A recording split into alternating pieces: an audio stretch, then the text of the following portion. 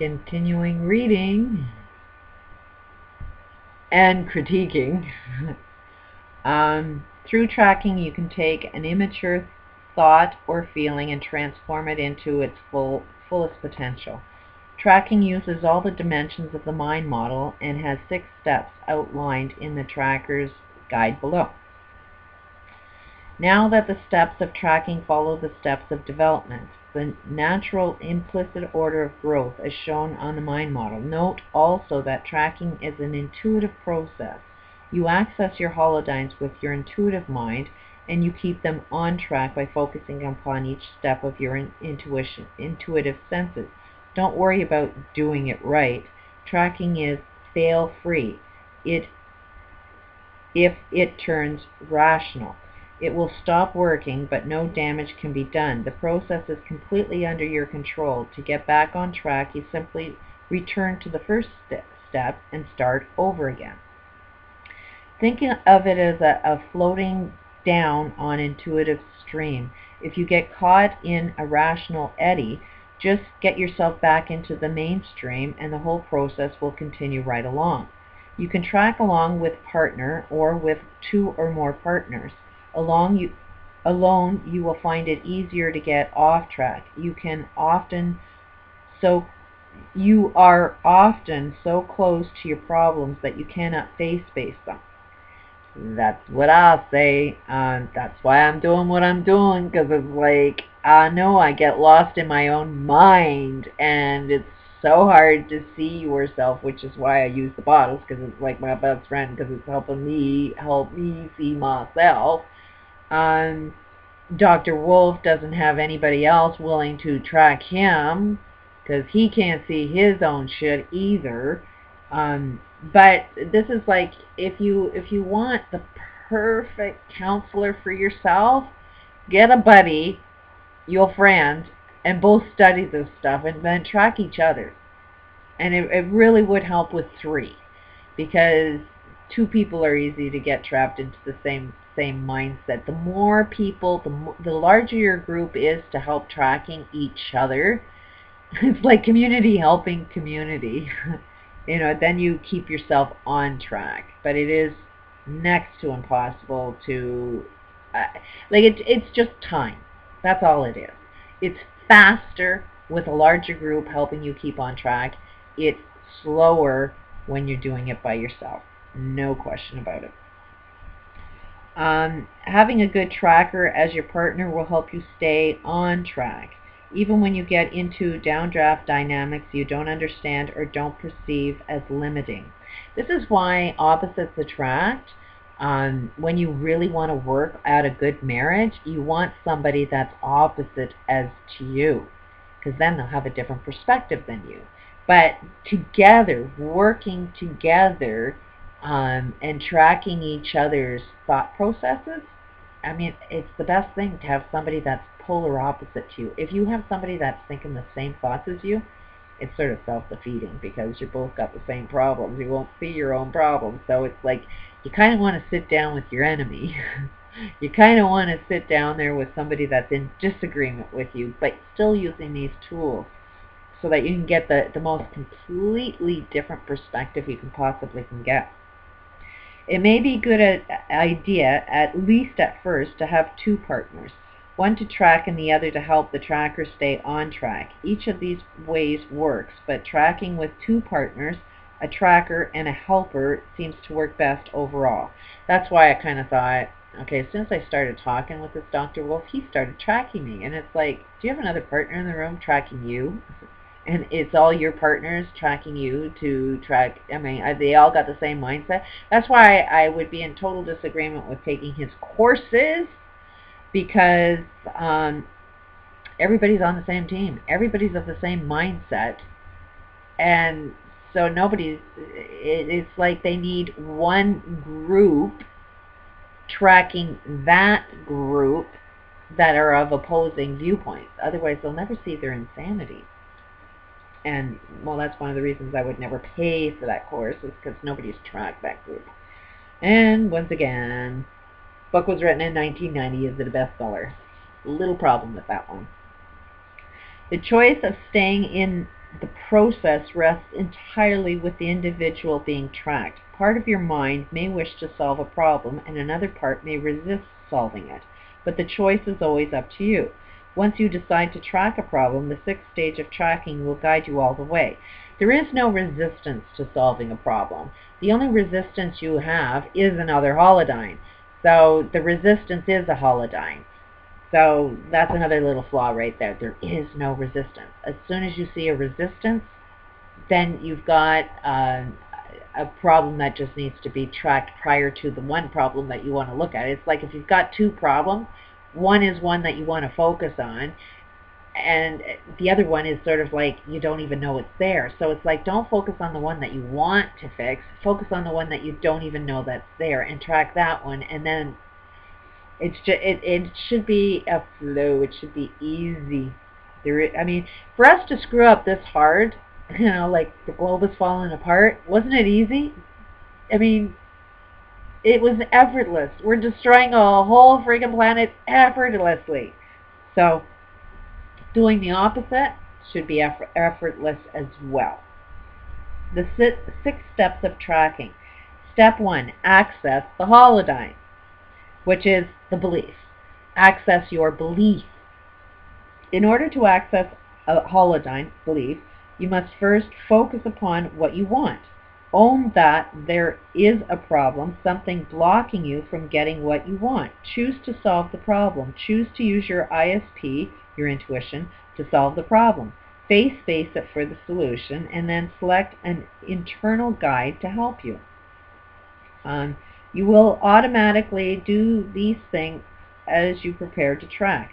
Once you are ready to solve a problem, accessing the world of holodynes beliefs can easily begin by re-experiencing the feelings associated with a problem. If you are stuck at point A when you really want to get to point B, here are some suggestions as you take your first step and access your holodyne, or your beliefs. Focus on what it is you want. In order to impact the quantum wave, you must focus clearly on what it is you want. You must clearly imagine what all your senses, both rational and intuitive, what it would be like to already have what you want. In this way, you can see where you are compared to where you want to be and begin to specifically locate the holodynes which are blocking you. Does Dr. Wolf visualize the whole biosphere being cleaned, which I haven't gotten to any parts of that book, but that's basically what his life mission is to clean the biosphere. Does he picture himself there so he can see where he is right now? Own the problem. Before you can solve any problem, you, the owner who created it and hold the keys to the solution, must step forward and claim it. Whether you are experiencing, you create. To change your experience, you must create a new one. So by owning the problem, you begin to process of creating the solution. So Dr. Wolf is basically creating the biosphere from being all screwed up, and he needs to own that. And when he owns that, then he can clean the biosphere. Question the tracker can ask: what is the problem? What is your part of the problem? How does this situation make you feel? Can you own this feeling as your creation? Would you like to solve your part of this problem? Once you can own your part in the creation and continuation of the problem, you need to face the problem so you can locate solutions to the problem. Now, for me, one of them is like my son right now who got married without me. I can look at it as he did this to me, and in actual fact, I'm the one that needs to own the problem. I'm the one that has a problem with it. He doesn't see it as a problem. He doesn't give a shit. But I'm the one that does. So I'm the one that has to own that problem. How does it make me feel? Like shit. And I have to see how I was the creator of that. And I am hearing the words that, like, they all want me to be financially successful. And I hear them. And I'm giving them what it is they want. I am working at being successful, but successful my way. So the more I can let go of those emotions, The more I can fall into my place, the more I can be successful at what it is that I want to do, then the relationship will heal automatically as soon as I fall into my purpose and I am my success.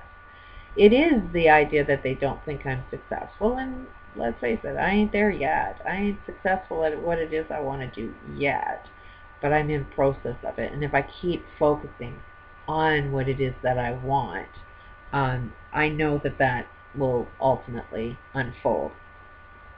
Face-spacing for the solution.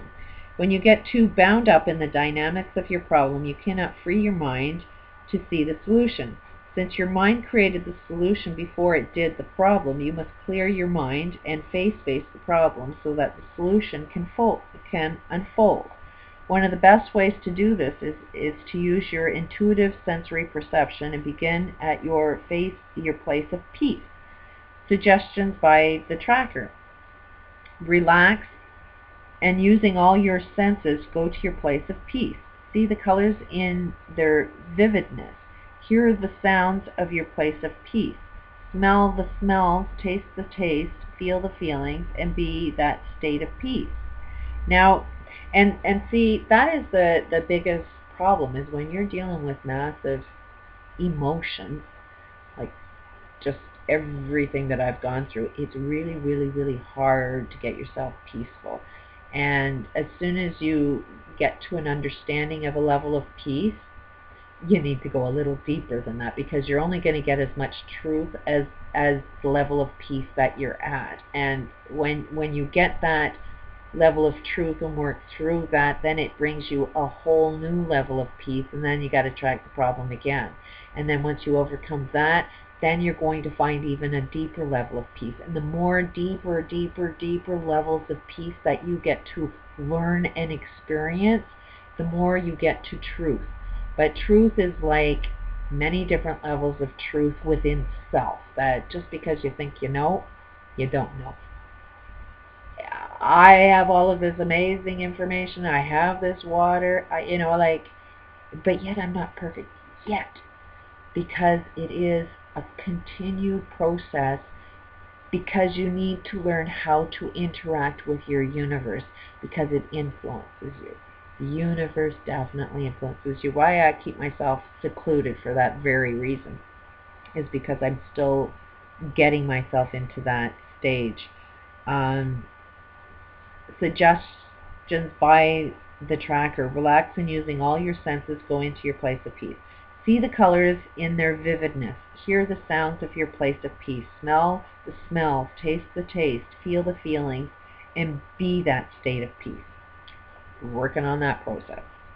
Now, if you've never had a place of peace and you were born in chaos and raised in chaos and you cannot ever imagine a place of peace, just relax anyways. If you can think of anywhere peaceful, a beach, a meadow, a mountaintop, you can think of places of peace. So just pretend. What would your place of peace be like? What would it feel like if to be in a place where it was really peaceful? And then use all your senses to imagine that place, to feel it, and to be its peace.